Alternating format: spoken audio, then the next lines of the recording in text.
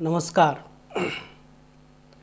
मी प्राध्यापक doctor S.G. Khanapure. मित्रांनो, प्रकरण 37 अधिसंख्या पद एक अयशस्वी षडयंत्र या प्रकरणामध्ये मी तुमचं स्वागत करतोय. खरं म्हणजे आपण पहिल्या प्रकरणापासून बेसिकली प्रत्येक मुद्दे समजून घेणं महत्त्वाचं होतं. मगच तुम्हाला हा प्रकरण व्यवस्थितपणे समजला असता. परंतु काही लोकांनी अधिसंख्या पद एक ज्वलंत आत्ता सध्याचं समस्या आहे, इमर्जन्सी आहे, कोर्टामध्ये केसेस चालू आहेत, याच्यावरती तुम्ही व्हिडिओ बनवा अशा पद्धतीने काही लोकांचे फोन आल्यामुळं मी डायरेक्टली प्रकरण 37 म्हणजे अधिसंख्या पद एक अयशस्वी षडयंत्र या विषयावरती बोलणार आहे, माहिती देणार आहे. तर मित्रांनो, प्रकरण 1 आणि प्रकरण 2 आपण कंप्लीट केलेलं आहोत आणि त्याच्यामध्ये एकंदरीत जो काय सिलेबस आहे किंवा ज्या काय पॉईंट्स आपण कंप्लीट करणार आहोत त्याच्यावरती मी थोडक्यात प्रत्येक मुद्द्यांच्या बाबतीत सांगितलेलं आहे. त्यामुळं बऱ्यापैकी तुम्हाला माहीत आहे की एकंदरीत आपली समस्या काय आहेत आणि आपल्याला काय करायचं आहे. म्हणून प्रकरण 1 आणि प्रकरण 2 मध्ये थोडक्यात माहिती दिल्यामुळं तुम्हाला अधिसंख्या पद हा विषय समजायला फारसं जड जाणार नाही, अवघड जाणार नाही. तुम्ही सहजपणे हा विषय समजून घेऊ शकता. म्हणून मी या विषयापासून सुरुवात करतोय. तर मित्रांनो, या प्रकरणामध्ये आपण अनेक भाग केलेले आहे. तर या प्रत्येक भागामध्ये काय काय आपण बघणार आहोत याविषयी आज आपण समजून घेऊ. या पहिल्या व्हिडिओमध्ये समजून घेऊ. हा भाग 1A आहे आणि याच्यामध्ये आपण फक्त कोणत्या टॉपिक्स आपण ह्याच्यामध्ये कव्हर करणार आहोत याविषयी जाणून घेऊ. तर प्रकरण 37 मधलं भाग 1 मध्ये आपण बघणार आहोत की मुळात विस्तार क्षेत्रातील जे आदिवासी समाज आहे, अनुसूचित जमातीचे जे लोक आहेत, कर्मचारी आहेत, तर त्या लोकांना स्वतःचं जे मूळ अनुसूचित जमात आहे किंवा जमातीची जी सर्टिफिकेट आहे तर ती सर्टिफिकेट सरेंडर करून यांना SBCचं प्रमाणपत्र का स्वीकारावं लागला. असे काय घडलेलं आहे की या लोकांना SBCचं प्रोटेक्शन घ्यावं लागला आणि स्वतःचं मूळ जमात सोडून द्यावं लागले, स्वतःची ST सर्टिफिकेट शासनाला सरेंडर करावं लागले. याविषयी आपण भाग 1 मध्ये बघणार आहोत. त्याच्यानंतर भाग 2 मध्ये आपण बघणार आहोत की या विस्तार क्षेत्रातील लोकांची जी प्रमाणपत्र अवैध झाले तर अवैध होण्यामागचे कारण काय आहेत. यांच्या अनुसूचित जमातीचे प्रमाणपत्र कायद्यातील तरतुदी पूर्ण करत नसल्यामुळे अवैध झालेलं आहे का जाणीवपूर्वक या लोकांचे प्रमाणपत्र अवैध करण्यात आलेलं आहे याविषयी आपण भाग 2 मध्ये बघणार आहोत. खरं म्हणजे TSP मध्ये ज्या काही पुरावे आहेत त्याहीपेक्षा जास्त पुरावे OTSP मध्ये आहेत. परंतु TSP मधले एकही व्यक्तीचं प्रमाणपत्र अवैध नाही. भले सगळ्यांच्यासाठी कायदा एकच आहे, परिपत्रक एकच आहेत, सगळ्या गोष्टी एकच आहेत, तरीसुद्धा TSP मधलं एकाही व्यक्तीचं प्रमाणपत्र अवैध झालेलं नाही. परंतु OTSP मधल्या लोकांची प्रमाणपत्र अवैध झालेलं आहे. मग यामध्ये काय कारण आहे. तसं डॉक्युमेंट बघितलं तर डॉक्युमेंट तर सगळे समान होते, कायदे पण समान आहेत, सगळ्या गोष्टी समान आहेत. मग विस्तार क्षेत्रातील लोकांचे प्रमाणपत्र अवैध का झाले. कायद्यामध्ये तरतूद या लोकांनी केलं नाही म्हणा किंवा कायद्यामध्ये ज्या गोष्टी पाहिजे त्यांनी ह्या गोष्टी सप्लाय केलेल्या नाही, किंवा अजून असे काय प्रकार घडले ज्यामुळे यांचे प्रमाणपत्र अवैध झाले, हे आपण बघणार आहोत. का या लोकांचं प्रमाणपत्र जाणीवपूर्वक पडताळणी समितीने अवैध केलेलं आहे का, हा विषय सगळा आपण समजून घेणार आहोत. त्याच्यानंतर आपण भाग 3 मध्ये बघणार आहोत की आपले सकारात्मक बाजू काय आहेत, आपल्याबाबतचे पॉझिटिव्ह मुद्दे काय आहेत, की ज्या मुद्द्यांच्यामुळं आपण कोर्ट केस जिंकू शकतो किंवा स्वतःची जात आपण सिद्ध करू शकतो. असे कोणते मुद्दे आहेत, तर त्या एक 25 ते 30 मुद्द्यांच्यावरती आपण थोडक्यात बघणार आहोत. खूप डिटेलमध्ये मी एखाद्या प्रकरणामध्ये सांगणारच आहे, पण आज फक्त अधिसंख्या पद समजून घेण्यासाठी जे काय लागणार आहे त्याच्यावरती आपण थोडक्यात बघू की आपले सकारात्मक बाजू काय आहेत, आपल्याला कोर्टामध्ये कोणत्या मुद्द्यांच्या आधारे न्याय मिळू शकतो हे आपण बघू. त्यानंतर प्रकरण 4 मध्ये प्रत्यक्षात हे जे जगदीश बेहरा प्रकरण आहे, जो अतिशय गाजतो आहे, तर ह्या प्रकरणाचं वास्तव काय आहे, या प्रकरणामध्ये या निकालामध्ये कोर्टाने नेमकं काय म्हटलेलं आहे, आणि या प्रकरणाबद्दल विरोधकांच्या मनामध्ये काय गैरसमज आहेत, त्यांना काय याच्यातनं समजलेलं आहे, या लोकांचे समज काय आहेत, गैरसमज काय आहेत, आणि या जगदीश बेहराचं जो प्रकरण आहे या प्रकरणाचे दुष्परिणाम काय आहेत. भविष्याचा जर आपण विचार केलो तर भविष्यामध्ये येणाऱ्या पिढ्यांना या प्रकरणामुळे किती त्रास होणार आहे, याविषयी आपण भाग 4 मध्ये समजून घेणार आहोत. त्यानंतर भाग 5 मध्ये आपण बघणार आहे की 2001चा कायदा काय आहे, त्याच्यामध्ये शिक्षेची वेगवेगळी तरतूद काय केलेल्या आहेत, आणि 2001चा कायदा आपल्या विरोधामध्ये कसा आहे. ॲक्च्युली 2001चा कायदा ह्या विषयावरती एक स्वतंत्र प्रकरण आपण बघतोय, परंतु ह्या अधिसंख्या पदासंबंधी थोडंसं आपल्याला माहिती असणं गरजेचं आहे, म्हणून त्याच्यातली शिक्षेची जी तरतूद आहे ह्या विषयावरती आपण बोलणार आहोत. आणि हा 2001चा कायदा किती धोक्याचा आहे आपल्यासाठी हा विषय समजून घेणार आहोत. त्याच्यानंतर भाग 6 मध्ये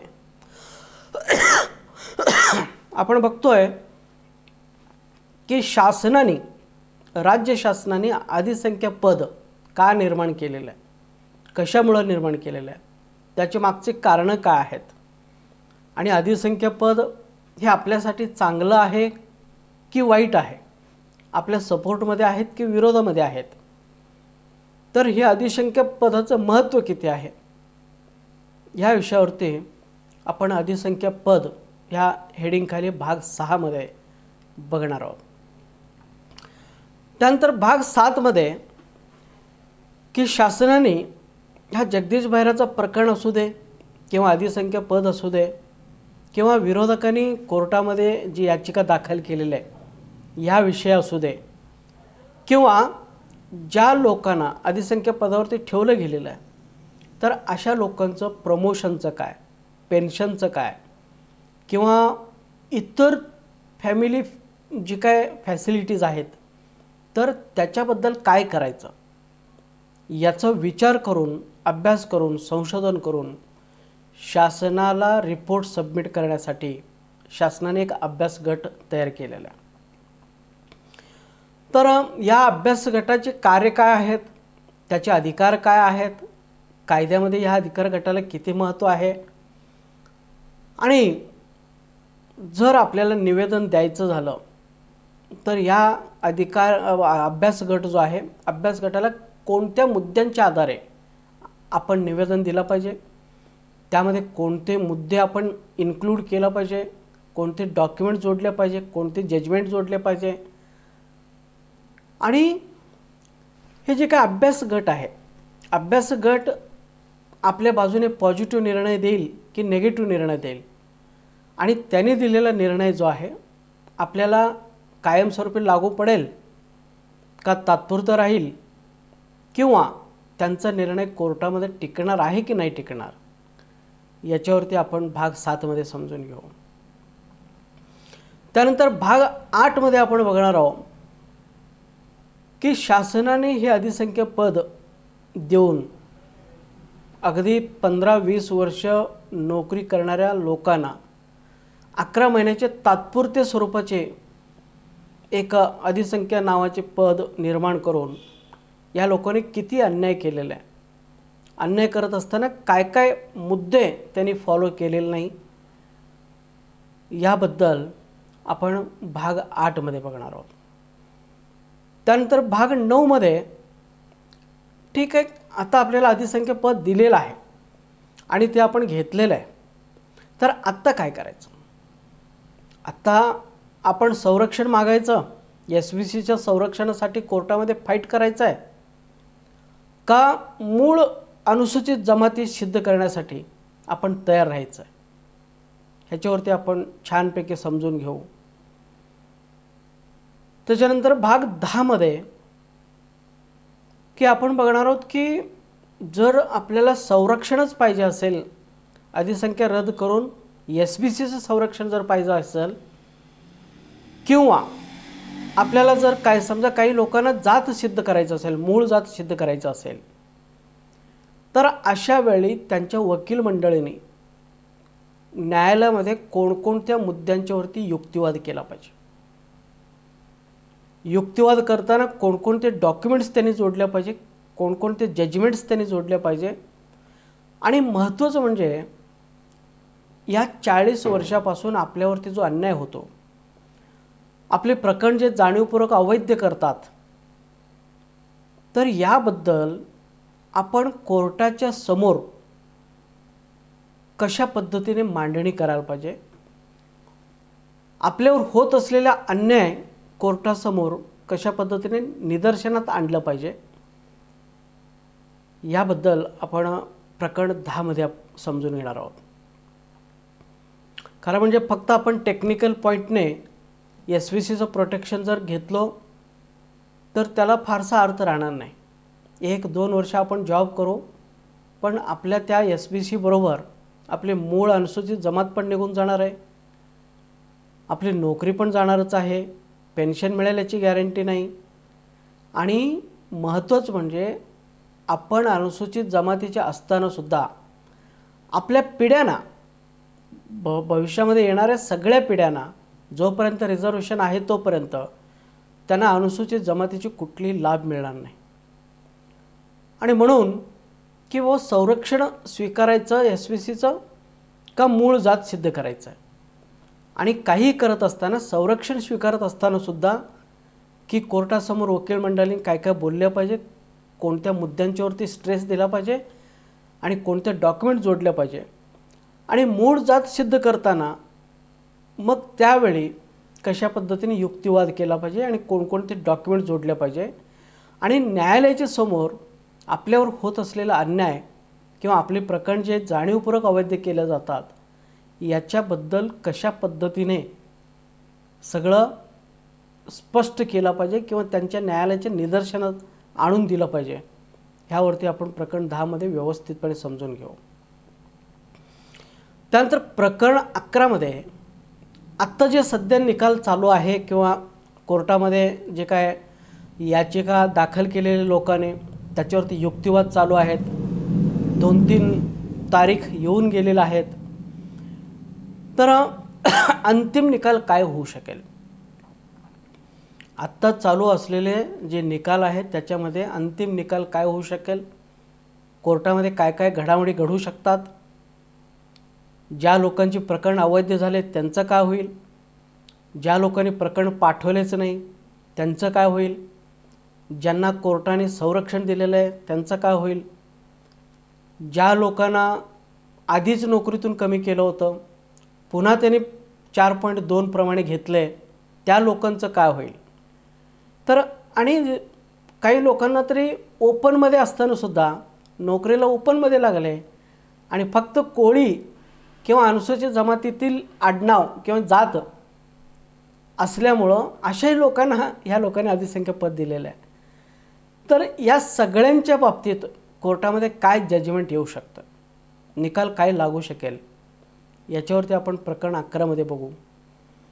त्याच्यानंतर प्रकरण 12 मध्ये आपण बघणार आहोत की जर कोर्टाने SVCचं संरक्षण जर आपल्याला दिलं आणि त्याने सांगितलं की अधिसंख्य पद जे तुम्ही काढलेलं आहे, शासनाने जे काढलेलं ते चुकीचं आहे, बेकायदेशीर आहे आणि बहिराचा केस पूर्वलक्षी प्रभाव लावता येणार नाही, असं जर शासनाने जजमेंट दिलं आणि सगळ्यांना पुन्हा एकदा प्रोटेक्शन दिला, तर हे अधिसंख्य पदाचं GR काढलेलं जे काही अधिकारी असेल, चुकीची परिपत्रक काढून किंवा पूर्वग्रह दूषित विचाराने परिपत्रक काढून शासनाचा दिशाभूल करून ज्या माणसाने परिपत्रक काढलेलं आहे, तर त्या अधिकाऱ्यावरती काय आपण कारवाई केला पाहिजे, याच्यावरती आपण प्रकरण नंबर 12 मध्ये बघणार आहे. त्यानंतर मित्रांनो प्रकरण 13 मध्ये आपण बघतो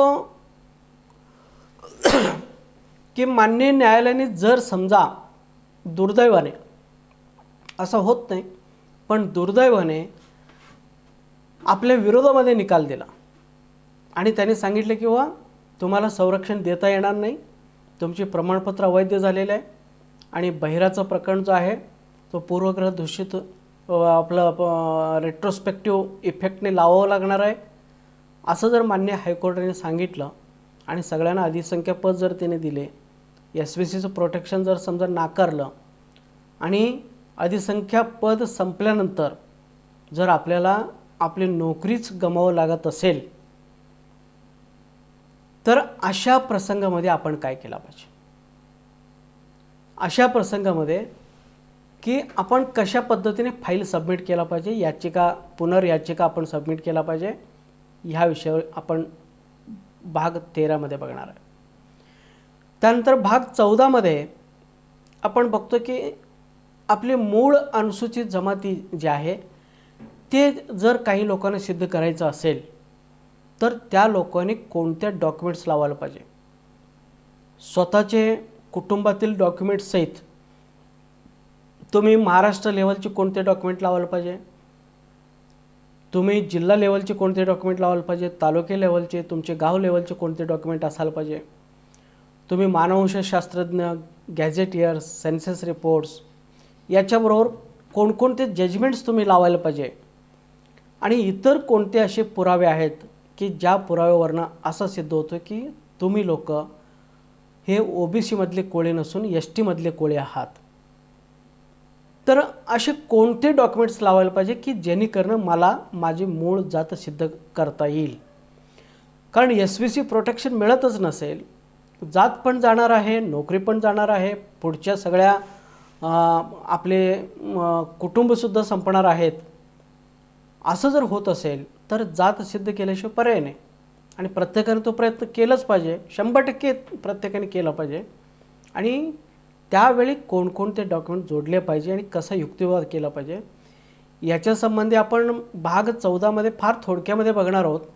परंतु एक स्वतंत्र त्याचे एक टॉपिक आहे की ज्याच्यामध्ये फक्त कोळी नोंदीवरनं महादेव कोळी, मल्हार कोळी, टोकर कोळी आणि ढोर कोळी कशा पद्धतीने 100% सिद्ध करता येईल ह्याच्यावरती एक स्वतंत्र 2 ते 3 भागामध्ये आपण एक प्रकरण बघणारच आहोत.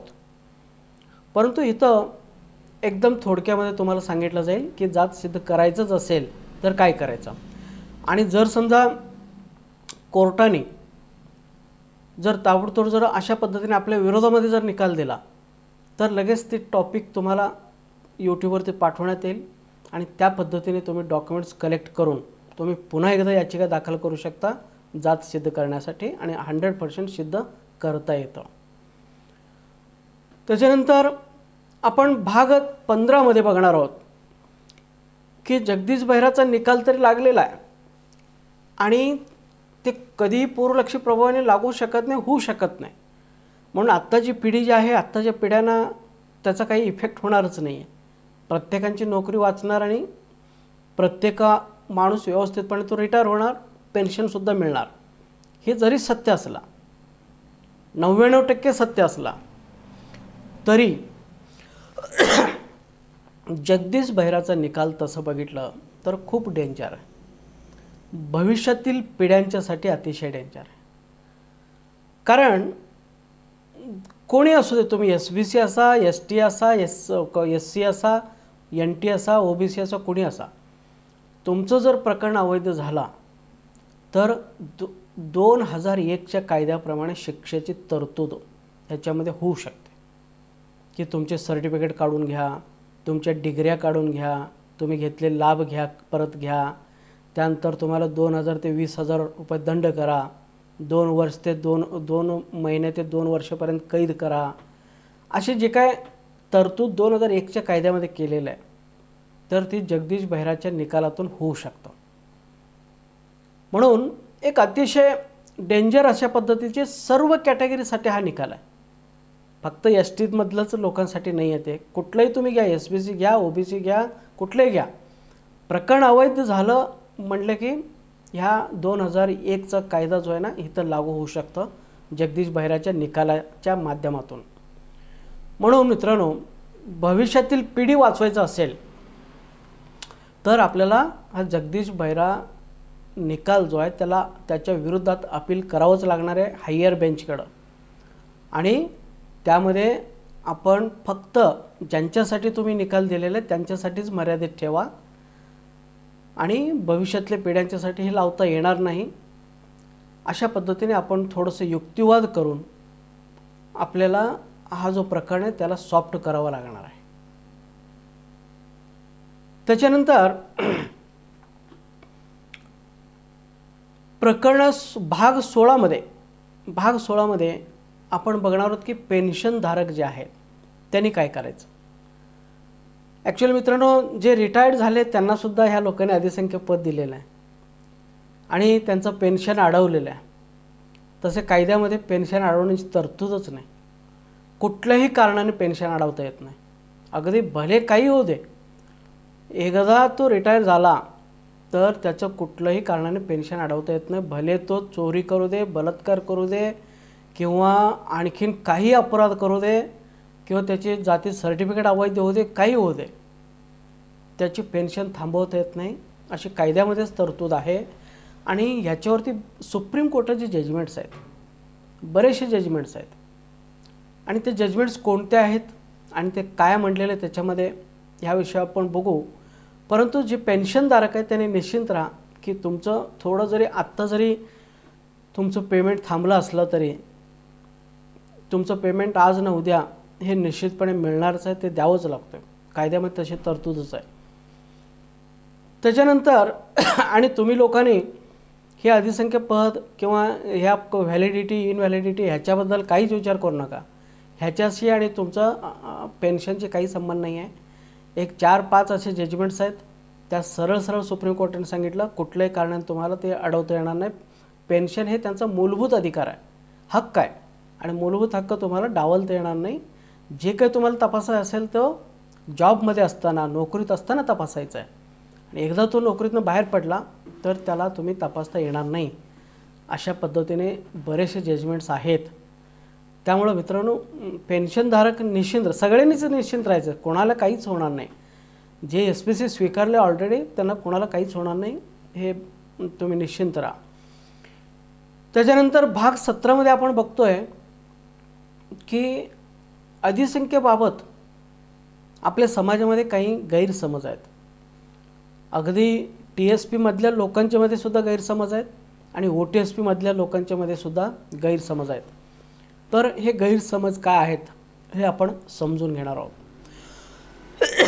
तर मित्रांनो, अशा पद्धतीने एकूण हा जो प्रकरण 37 जे आहे, पूर्ण प्रकरण हे अधिसंख्य पदावरती असणार आहे. अधिसंख्य पद एक अयशस्वी षडयंत्र ह्या हेडिंगखाली आपण घेणार आहोत. आणि त्याच्यामध्ये पुन्हा एकूण 17 भाग केलेला आहे आणि ह्या 17 भागामध्ये आपण हा सगळे मुद्दे, वेगवेगळे मुद्दे आपण समजून घेणार आहोत. परंतु लक्षात घ्या, जगदीश बहिराचं जो प्रकरण आहे ते एकतर पूर्वलक्षी प्रभावाने होत नाही. मग प्रत्यक्षात आहे कोणासाठी ते आहे कोणासाठी तर ज्या लोकांचे प्रमाणपत्र 2017 नंतर अवैध झालेलं आहे, जगदीश बेहराच्या प्रकरणानंतर अवैध झालेलं आहे, ओके, फक्त अवैध होऊन उपयोग नाही, अवैध होऊन सुद्धा ती लोक त्याच पोस्टवरती अजून काम करतात, ती पोस्ट त्याने व्हॅकंट केलेली नाही, फक्त अशा लोकांच्यासाठी तो निकाल आहे. त्या लोकांना फक्त सांगतील की बाबा रे, तुझं प्रमाणपत्र अवैध झालेलं आहे आणि तू अजूनसुद्धा एस टीच्या जागेवरती काम करतोस, तर तू एस टीची जागा रिकामा कर, एवढंच होणार. बाकी काही होत नाही, बाकी काही होत नाही, कुणाचंही काही होत नाही. जे ऑलरेडी एस पी सीमध्ये गेलेले आहेत ते निवांत नोकरी करतील, जे रिटायर झाले ते निवांत करतील, ज्यांना प्रोटेक्शन दिलं त्यांचं काही समस्या नाही, जे ओपनमध्ये लागले त्यांचं तर मुळात समस्या नाही, आणि जे अजून पाठवलेलं नाही त्यांना कोर्ट म्हणेल की बाबा तुम्ही पाठवून द्या, तुमचं जे प्रकरण आहे पाठवून घ्या आणि तुमचं वैध अवैध काय असेल तो निर्णय घ्या आणि पुढं तुम्ही ठरवा.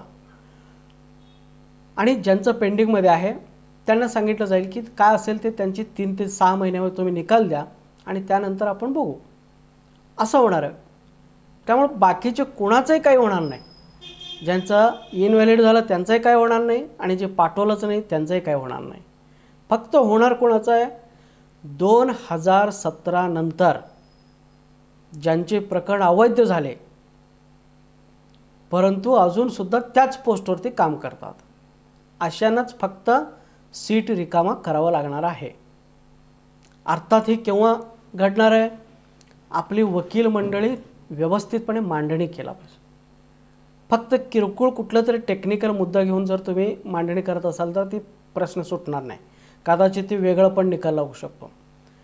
परंतु एकदम तुम्ही व्यवस्थितपणे सुटसुटीतपणे हा विषय जर समजून सांगितला कोर्टाला, तर कोर्ट सहजपणे सगळ्यांना प्रोटेक्शन देणार आहे. एस पी सीमध्ये कोणाचं काहीच होणार नाही, हे मात्र 100% निश्चित आहे. त्यामुळे सगळे बिंदास्त राहा.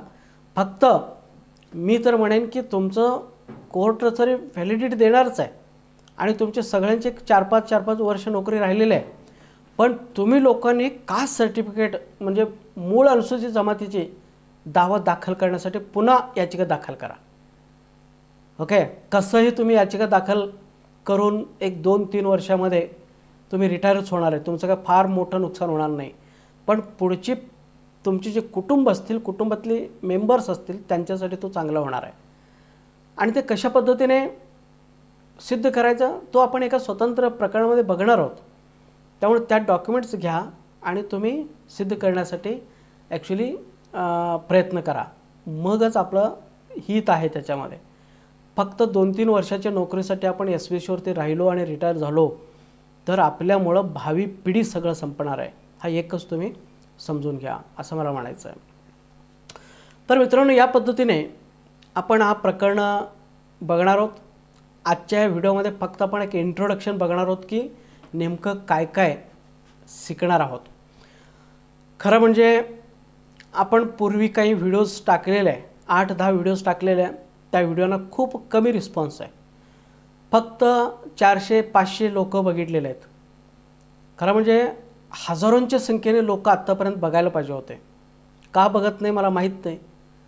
घरी बसून तुम्हाला हा सगळं नॉलेज मिळतो आहे आणि तुम्हाला तुमचं अनुसूचित जमातीचं कसं सिद्ध करायचं ह्याचं एक परिपूर्ण नॉलेज तुम्हाला दिलं जाणार आहे. म्हणून मित्रांनो, तुम्ही खरं म्हणजे सगळेचे सगळे प्रकरणं पहिल्या प्रकरणापासून तुम्ही बघितलं पाहिजे, प्रत्येकाने बघितलं पाहिजे. आणि दुसरं म्हणजे अधूनमधून कुठलाही व्हिडिओ बघू नका. अधूनमधून बघितलं तर तुम्हाला लिंक लागणार नाही. म्हणून पहिल्या प्रकरणापासून, पहिल्या भागापासून शेवटपर्यंत बघत चला, म्हणजे व्यवस्थितपणे तुम्हाला विषय समजेल. नाहीतर कुठलं तरी डायरेक्ट तुम्ही प्रकरण बघितला आणि ते तुम्हाला समजलं नाही तर तुम्ही गोंधळून जाल. म्हणून मुळासहित प्रकरण हे बघत राहा. आणि जे रेग्युलर बघतात, 400-500 लोक आहेत रेग्युलर व्हिडिओज बघतात, अशा लोकांना विनंती आहे की तुम्ही त्या व्हिडिओ सगळीकडे पाठवून द्या, सगळ्यांना समजू द्या हा विषय काय आहे. आणि तुम्हाला जे काही क्वेश्चन्स विचारायचे असतील तर मला डायरेक्ट फोन करा, फोन करून प्रश्न विचारा किंवा तुमची काही समस्या असेल ते मला सांगा, किंवा आणखीन बरेचसे अभ्यासक आहेत समाजामध्ये त्यांच्याशी तुम्ही संपर्क साधा. पण खचून चालणार नाही, मनाने हरून चालणार नाही. फक्त आपण हरलो का आत्तापर्यंत? तर आपल्याकडे सगळं काही डॉक्युमेंट असूनसुद्धा ते डॉक्युमेंट एकत्र कसे जोडायचे आणि त्या डॉक्युमेंटवरती इफेक्टिव्हली मांडणी कशी करायचं आहे हे आपल्याला माहीत नसल्यामुळं मित्रांनो आपण हरलेलं आहे. परंतु इथून पुढं कोर्टामध्ये खूप चांगल्या पद्धतीने तुम्ही मांडणी करू शकता. ह्याच्यासाठी हे सगळे व्हिडिओज क्रमाने तुम्हाला ऐकायचे गरजेचं आहे. कमीत कमी 2 महिने हे चालतील. आठवड्यातून 1-2 व्हिडिओज मी टाकत राहीन, पण 2 महिन्यामध्ये हा सगळा विषय एकदम परिपूर्ण होणार आहे. ओके, तर इथून पुढचे व्हिडिओज जे आहेत, व्हिडिओज आपण जास्त लेंग्दी करणार नाही. कारण माझ्या लक्षात आलेले की 1.5-2 तासाचे व्हिडिओ झाले, लोक बघत नाहीत, कंटाळतात. ॲक्च्युली कंटाळायचं काही कारण नाही, तुमच्यासाठीचे व्हिडिओज आहेत, तुम्ही तर खूप आवडीने बघायला पाहिजे. काही लोक तर 4-4, 5-5 वेळा व्हिडिओज बघतात. तर वेळ हे काढायला पाहिजे, जगायचं असेल तर हे बघायला पाहिजे. तरीसुद्धा मी काय करतो की ह्या व्हिडिओज अर्धा तास ते 1 तासाचे बनवतो. इथून पुढं प्रत्येक व्हिडिओ अर्धा तास ते 1 तास मॅक्झिमम असतील आणि तेवढं तरी तुम्ही बघा, विषय समजून घ्या. आणि मी तुम्हाला वारंवार सांगतो की मी जे मत व्यक्त करतो हे माझं वैयक्तिक मत आहे. ज्या काही माझ्या अभ्यासातून मला नॉलेज मिळालेलं आहे, ज्या काही डॉक्युमेंटमधून मला नॉलेज मिळालेलं आहे, माझ्या लॉजिकने मला जे सुचतं ते मी बोलत राहतो. आणि म्हणून हे सगळंच तुम्ही स्वीकारलं पाहिजे आणि मी सांगतो तसंच तुम्ही करायला पाहिजे. आणि माझं सगळंच खरं आहे असं अजिबात नाही. फक्त मी एक माझं मनोगत व्यक्त करतो. त्याचा स्वीकार करायचं, नकार करायचं, काम करायचं, न करायचं हा तुमचा प्रश्न आहे. पण मला जेवढं शक्य आहे तेवढं तुम्हाला मी सांगत राहतो. शक्यतो आता खरं बघितलं तर 500च्या दरम्यान लोक बघतात व्हिडिओज, पण सबस्क्राईब केलेले फक्त 215 लोकांनी. याचा अर्थ काही लोकांना सबस्क्राईब करायचं कसं हे माहीत नसणार आहे. फक्त त्यांनी डायरेक्ट ते लिंक बघितलेले आहेत. पण मित्रांनो, खाली सबस्क्राईब म्हणून एक बटन आहे, ती बटन तुम्ही क्लिक करा. म्हणजे मी ज्यावेळी व्हिडिओ टाकतो त्यावेळी लगेच आपोआपच तुम्हाला ते व्हिडिओ मिळतात. तुम्हाला यूट्यूबवर जायची गरज नाही. सबस्क्राईब करून बेल आयकॉन आहे त्याला क्लिक करा आणि ऑल म्हणा. ऑल म्हटलं ना, मी आत्ता व्हिडिओ टाकले की लगेच 1 मिनिटात तुम्हाला व्हिडिओज मिळतात. तुम्हाला यूट्यूबवर जायचं गरज नाही. त्यामुळे सबस्क्राईब करा, शेअर करा तुमच्या मित्रांच्यापर्यंत, फॅमिलीपर्यंत, ग्रुपमध्ये शेअर करा. जास्तीत जास्त लोक बघू द्या हे व्हिडिओज. जमलं तर लाईक करा, कॉमेंट्स करा. खाली कॉमेंट बॉक्स आहे, कॉमेंट्स करा. तुम्हाला काही प्रश्न विचारायचे असेल प्रश्न विचारा. कुठले प्रश्न विचारा म्हणजे पुढच्या व्हिडिओमध्ये मला त्याची उत्तर देता येतील. किंवा डायरेक्ट फोन करून मला तुम्ही प्रश्न विचारू शकता. त्या व्हिडिओवरती सर ह्याच्यामध्ये असं म्हटला, मग ह्याचा अर्थ काय, तसा अर्थ काय, वगैरे वगैरे. किंवा तुमची वैयक्तिक जी प्रॉब्लेम असेल त्याच्यावर प्रश्न विचारा. कारण तुम्ही जेवढं माझ्याशी बोलणार आहे, जेवढा संवाद तुम्ही साधणार आहे, तेवढं मला वाटणार आहे की लोक इंटरेस्ट घेतात ऐकण्यासाठी. मग मी आणखीन इंटरेस्टने वेगवेगळे व्हिडिओज बनवू शकतो. कारण आपला हा प्रवास जवळपास अजून 2 महिन्याचा आहे. आपल्याला अजून सुरुवात करायचं आहे. आता जस्ट आपण इंट्रोडक्शन बघितलो, इथून पुढं 2 महिने आपण बघणार आहोत. त्यामुळे तुमचं इंटरेस्ट, माझा इंटरेस्ट हे टिकण्यासाठी आपल्यामध्ये संवाद होणं गरजेचं आहे. त्यामुळे जास्तीत जास्त कॉमेंट्स करा किंवा मला कॉल करा, संवाद साधा. तर मी इथं थांबतो. प्रकरण 37 भाग 1A जस्ट आपण ह्याच्यामध्ये काय काय बघणार आहोत ह्या अधिसंख्या पदामध्ये तेवढं आपण आज बघितलेलं आहे. उद्या प्रत्यक्षात SBC आपल्याला का स्वीकारावं लागला आणि SBCचे किती तोटे झाले ह्या विषयावरती प्रकरण 37 भाग 1B मध्ये SBC बाबत आपण सविस्तरने बघू. तर मी इथं थांबतोय. धन्यवाद.